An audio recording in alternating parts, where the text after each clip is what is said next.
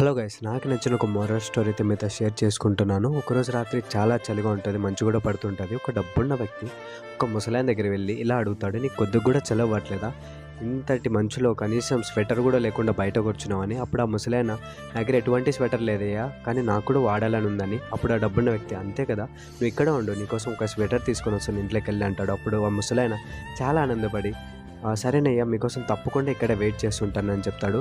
అప్పుడు ఆ డబ్బున్న వ్యక్తి తన పనుల మీద పడి ఆ ముసలాయన అయితే మర్చిపోతాడు. నెక్స్ట్ మార్నింగ్ గుర్తొచ్చి తన కోసం చాలా ప్లేసెస్లో ఎతుకుతాడు. ఒక ప్లేస్లో చనిపోతే కనిపిస్తాడు.